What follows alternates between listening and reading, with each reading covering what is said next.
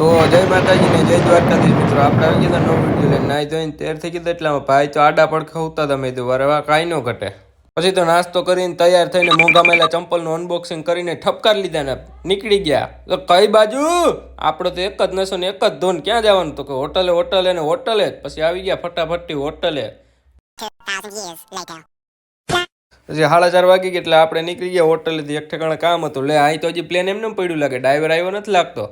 પછી તો નીકળી ગયા. આપણે જવાનું હતું સિવિલ હોસ્પિટલ. પછી ફટાફટથી સિવિલ હોસ્પિટલ આવી ગયા ને અહીં તો સિવિલ એન્જિનિયરની જાજી જરૂર છે. તો અંદર આવીને જોયું તો આખું હોસ્પિટલ ખાલી. મેં બહુ કરી. તો આ બાકડો હતો કે હું કઈ ખબર ન પડી. પછી તો ટાઈમ મશીન ખુલી ગયું. ટાઈમ મશીનમાં બેન પૂગી ગયા ડાયરેક્ટ ભૂતકાળમાં. પછી સિવિલ હોસ્પિટલથી કામ પતાવીને નીકળી ગયા બસ સ્ટેન્ડ બાજુ. એટલામાં મળી ગયા આપણો જુનાગઢનો તાજમહેલ. મેં કીધું આને બનાવવા જાજાના હાથ કપાણાય છે.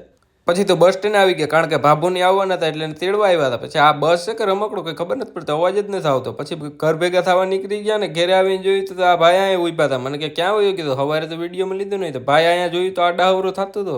પછી ઘડીક દુકાનમાં બેઠા ને એટલામાં 9 વાગી ગયા એટલે ભાઈની દવા ખાંડી લીધી ને એને પીવડાવી દીધી. તમે વિડીયોને લાઈક ને ફોલો કરવાનું ભૂલતા નહીં.